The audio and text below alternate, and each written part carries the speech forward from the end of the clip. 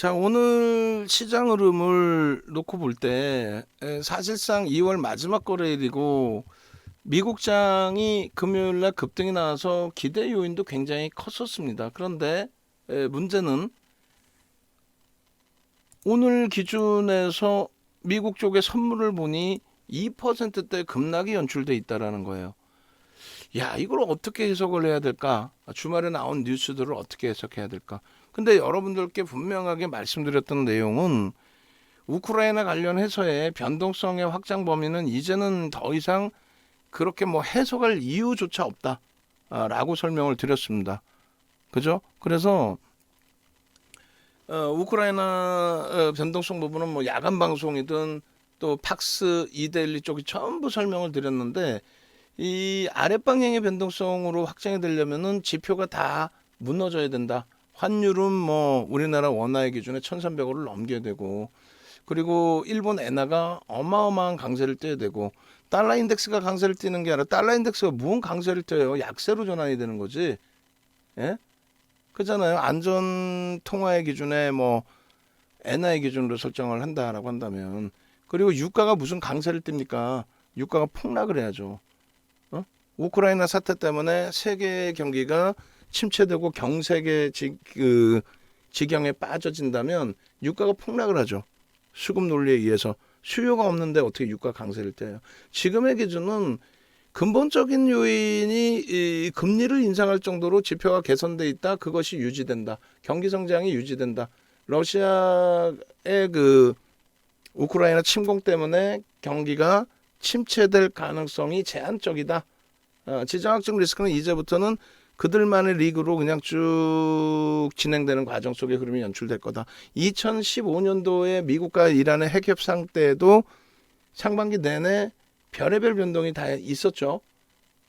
근데 그것은 이제 중장기화 되면서 시장에 미치는 영향력은 제한적이었단 말이에요. 예전 과거에 지역 분쟁들이 연출돼 있을 때 다 항상 마찬가지였고요. 오히려 우리나라와 북한의 지정학적 리스크 이것이 더 크면 컸지 제한적이지 않단 말이죠. 어찌됐건 결론은 시황을 제대로 읽었다. 오늘 제일 편하고 좋은 게 중국, 홍콩 항생, 대도 않는 소리들 그거는 글로벌 시장에 영향력이 전혀 없어요. 중국 쪽의 경우도 가끔가다 뭐 연관성이 있다는데 말 같지도 않은 소리.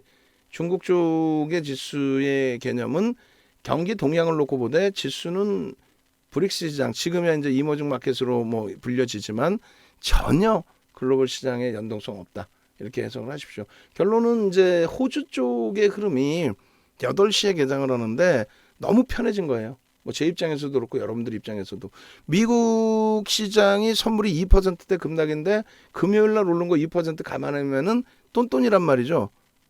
그런데 호주는 개장 초에 강세를 띠고 있었단 말이에요. 0.6%, 7% 수준에. 그러나서 아시아 증시 개장이 됐는데 우리나라 쪽에 대해서 그렇다면 금요일 날 오른 1% 되돌리면 1% 수준의 조정. 그게 최대폭이다. 라고 표현을 했는데 웃기지도 않아. 0.8%의 강세로 마감을 했습니다. 그리고 니케이 쪽이 0.19 강보합이에요. 시황 귀신같이 읽어드리지 않아요? 농담하는 게 아니라. 시황을 제대로 못 읽고 있는 상황이면 지금 어떻게 무조건 다 투매인 거예요 지금. 투매 발 동동동동 구르고 있고 어느 것을 어떻게 따라붙고 대처해야 될지 전혀 모르는 상태에 깜깜이의 흐름이 되고 있고 결론은요. 시장 흐름 잘 캐치하고 종목별 전략 잘 잡아내고 시장의 0.8% 변동 강세에 못 미치는 주력주들의 변동성이지만 그나마도 오늘 기준에 주력주 기준에서 LG화학이 1.99% 하방을 잡아줬다는 것에 의미를 부여하는 거죠. 그리고 일단 주력주 IT 쪽에서 눌림 폭이 참 안타까운 흐름이지만 오늘 저점 대비해서 강도 있게 돌려놔 줬어요. 그리고 이제 주성 엔지니어링의 탄력적인 주가 흐름, 거래대금이 조금만 더 실려주면은 시장의 관심을 받으면서 실적 어닝 서프라이즈 실적을 바탕으로 수급에 대한 개선폭 그런 부분을 전부 합산을 해서 변동성 확장 부분이 연출될 수 있습니다. 거기에 이제 뭐 심택도 결코 나쁘지 않은, 그러니까 IT 주력 그리고 스윙 종목까지들 다 놓고 보는 거예요. 심택도 결코 나쁘지 않은 신고가가 다시 나올 수 있는, 우리도 이제 발을 슬쩍 담가놓은 상태의 기준이 되고요. 결론적으로 이제 주성 엔지니어링에서 조금 위안을 삼고, 그러니까 주력주 기준에서는 LG화학의 일부 위안을 삼고, 외국인들 수급이 다시 개선돼서 투건 들면 9%의 변동성까지 나온 쪽이니까 그 흐름을 좀 가져다 줘라.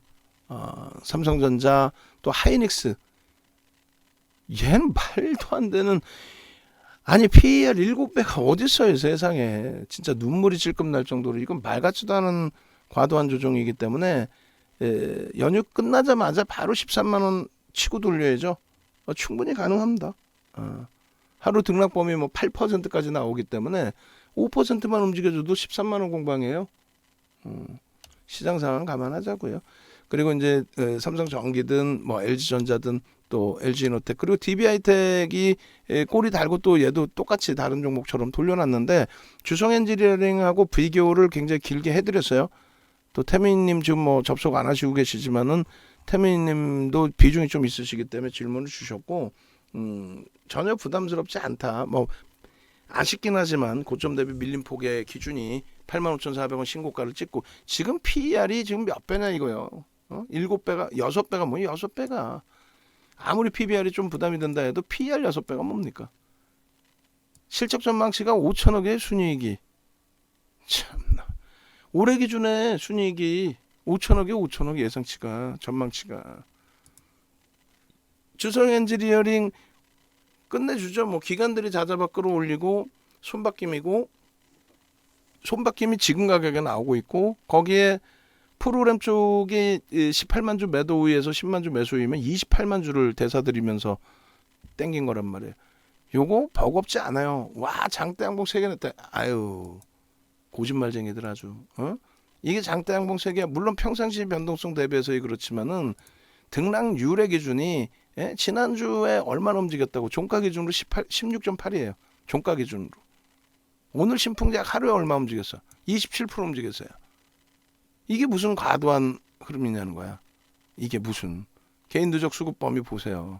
20% 수준. 지금 뭐 17%대이긴 하지만 오늘 것까지 감안하면은 18% 훌쩍 넘긴 기준이 되고. 얼마나 행복합니까? 그러니까 지금 뭐 외부에 계셔가지고 이거 2만 원 전후에서 계속 공방할 때 계속 잡았잖아 우리는. 그러니까 라이브 방송에서는 계속 편입의 기준인 거고, 문자 사인 보내드린 부분은 2월 4일. 그리고 나서 거래가 주춤거리고 있기 때문에 관망. 그러고 나서 24일부터 본격적으로 거래 터지죠. 400만 주씩. 24일부터 본격적으로 편입. 라이브 방송에서는 2만 1,000원대. 외부에 계신 분들은 2만 2,000원대.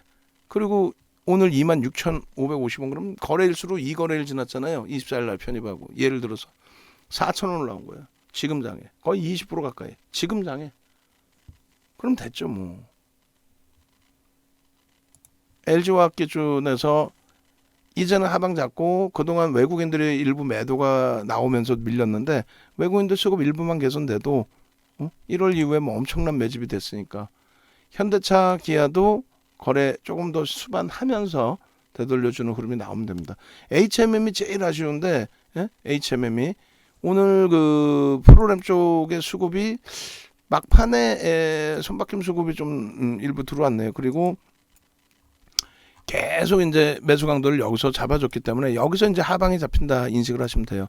우리가 라이브 방송에서는 28,600원, 700원 그 정도 라인에서의 추가 편입 기준 설정 범위를 잡아갔었잖아요. 결론적으로 이제 이쪽도 거래가 계속 둔화돼 있으면은 빠져나올 겁니다. 근데 거래가 이제 횡보 상태에서의 돌리는 흐름이 나오면 뭐 충분하니까 3월 2일부터 제대로 한번 더 들여다보자고요. 그리고 특히 이제 페노션 강세 HMM은 약세다. 전체 업황을 같이 들여다본다면은 HMM이 문제가 돼서 미끄러졌다 이렇게 해석할 수는 없잖아요. 긍정적으로 보겠습니다. 페노션, HMM 그리고 심택 범위의 흐름도.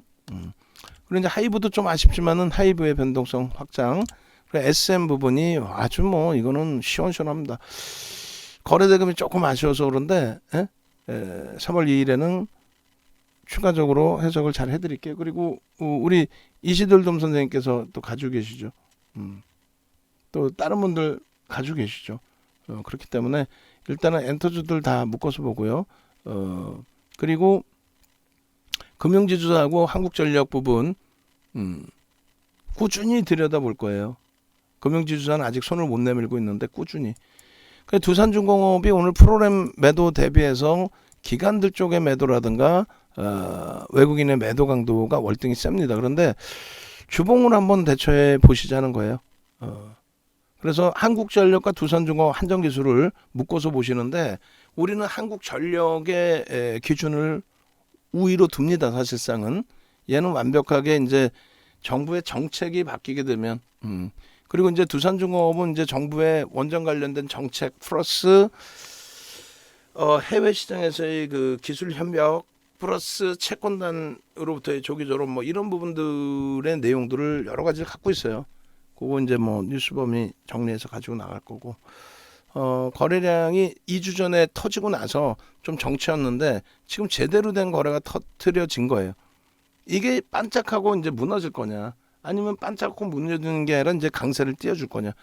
강세를 띄워주게 된다면 굉장히 가벼워진다는 거죠. 오늘 수급이 떠넘겨졌는데 그건 뭐 상관없다 그랬잖아요. 그렇게 해서 이제 뭐 갭상승 이후에 음봉 떨어졌던 슈마시스 같은 경우에도 일봉 보실까요? 일주월봉에서 일봉.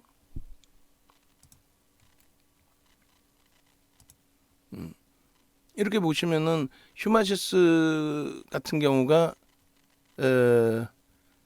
일단 잠시만요. 휴마시스 2월 1월 깜짝 놀랐네. 1월 이날이죠. 이날 1월 25일.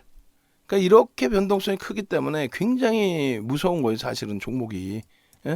고점에서 이제 뭐 전량 정리 이런 거는 단기 그 변동성 매매가 잘 안 되면은 못 들여다보는 거예요.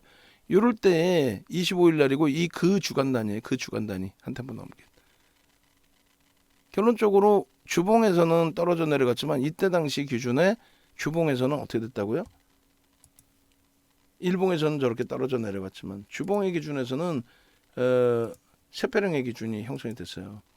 그래서 이제 휴마시스 그 당시 거를 단순하게 간단하게 짧게만 보여드리면 27일 날까지 이제 그 설정 범위가 긍정적으로 형성이 되고 그러고 나서 결론은 휴마시스 같은 경우에 28일 날 상한가를 들어가죠. 그 과정 속에서 누가 이거를 사실상 25일 날 음봉 떨어져 있는데 방송 갖고 나가서 자 음봉 떨어졌습니다. 그런데 쇠폐령이죠. 이걸 보십시오. 여기서부터 편입 기준이었습니다. 여기도 마찬가지고요. 이걸 누가 갖고 갈 수 있을까? 음봉 떨어졌는데 갭상승 이후에 이거 보실 수 있습니다. 여자라 거래 터졌습니다. 오래간만에 거래 터졌습니다. 오래간만에. 두산중공업은 더 오래간만에 터진 거. 그리고 앞에 전조가 있었어요. 그 예를 들어서 뭐 이런 흐름 속에서 쇠폐령입니다. 보셔야 됩니다. 그리고 나서의 흐름이요. 쇠폐령입니다. 따라붙기가 쇠폐령의 쇠별 크기가 크다고요? 그러면은 밑에 뭘 본다? 잉태형이 떴습니다. 일본 기준에 잉태형이 떴습니다. 제일 중요한 거는 이거죠. 이거. 음봉 떨어져 있는데 일봉으로는. 근데 갭상승의 전 거래일 대비 보자는 거예요. 어차피 우리는 안 갖고 있는 상황이었고 신규적으로 놓고 보실 때 가지고 있는 상황이었으면 음봉 떨어지면 차익 실현하고 그 다음 이제 보는 거죠. 결국은 상승 잉태 끄고 그 다음에 상승 잉태 확인형이 떠요. 거래는 일단 수반돼 있는 거예요.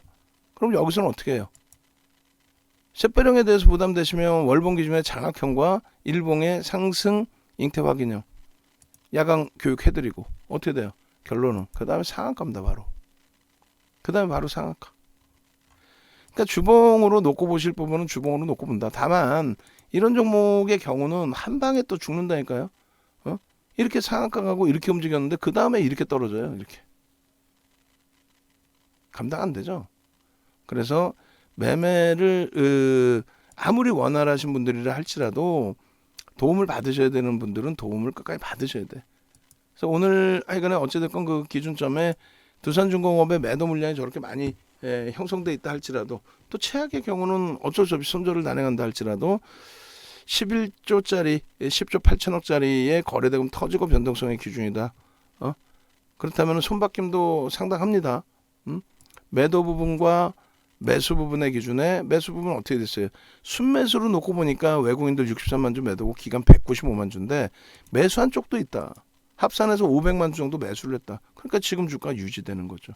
이 손바뀜의 흐름이 확대될 거냐 했을 때 뭐 그런 부분들 또 추가적으로 놓고 해석해 볼 수 있습니다. 한정기술 마찬가지고 주봉상의 기준점까지. 그래서 결론적으로 이제 다음 주가 아니라 이제 하루 휴장하고 수요일부터 또 들여다보는 위치, 그다음에 신풍제약 같은 경우에도 일단은 아까 말씀드린 것처럼 불기둥 마스터님이 개장 전에 이렇게 올려드렸단 말이에요. 개장 전이 아니라 9시 12분에. 그렇게 해서 이제 가장 거래가 많은 기준점에 설정 범위를 잡아드렸고 31,000원이에요 이게. 텍스 전략 이렇게 잡아드렸고, 결론은 이러한 변동성 매매의 기준도 주력주와 스윙이 이제 조금 안정화가 되면은 얼마든지 들여다볼 수 있다. 결국 이제 신풍제약 같은 경우에도 보시면 31,000원 기준에 이제 9시 12분에 설정 범위 드렸다면 지금 결론은 어떻게 돼 있어요? 고점이 36,900원. 고점 대비 5.96이죠. 매수 전량이 있고 시간에서 강세를 띈다 할지라도 전량 차익 실현이 이미 저 위에서 됐어야 되는 게 옳다. 그래야 변동성 매매를 하실 수 있는 기준이 된다. 아시겠죠? 그렇게 하고 이제 뭐 한국전력, 두산중공업, HMM 이런 쪽의 시가총액 극대형주의 정부 정책이나 이슈를 바탕으로 움직일 때에는 조금 더 깊이 있게 들여다보면서 대처하는 기준을 설정할 수 있다. 그렇게 말씀드립니다.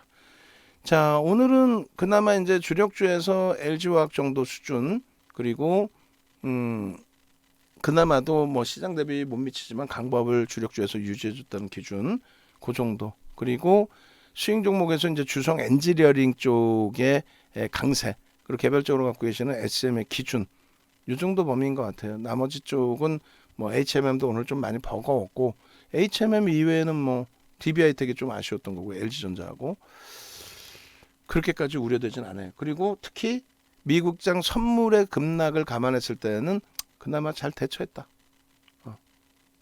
그렇게 해석을 하고 마무리를 짓겠습니다. 하루 휴장한 이후에 수요일장의 흐름, 탄력적인 흐름 나오기를 기대를 해봅니다. 그리고 이 전략 부분은 이제 어차피 전체적으로 공개해서 올려드릴 거예요. 올려드릴 거고, 일단은 이렇게 기준을 잡죠. 네이버에서 윤정두 검색하셔서 찾아오십시오. 홈페이지에 관련해서 다 나와요.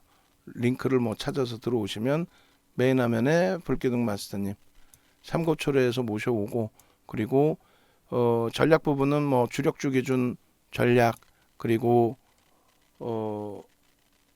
포트폴리오 구성을 하고, 그러고 나서 신풍제약 같은 단기 변동성 종목에 대한 교육 잡아드리고, 그렇게 진행을 하실 거예요. 한정 이벤트 1+1 99만 원 뭐 이렇게 설정이 돼 있는데, 이걸로 전화하셔서 가입하시면 될 것 같고요.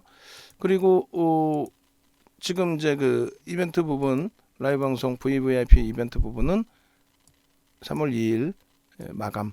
그리고 우리 정 의원님들도 이동 전략이나 이런 부분들을 마감을 합니다. 그래서 그 부분 확인하시고 대처하시면 되겠어요. 특히 이제 불기둥 마스터님은 이제 인원수 이런 거 다 수정해야 돼요. 그렇게 해서 30명으로 돼 있으니까 지금 벌써 뭐 상당 부분 인원이 차신 걸로 알려져 있습니다. 고생하셨고요. 야간 무방 때 뵙도록 하고,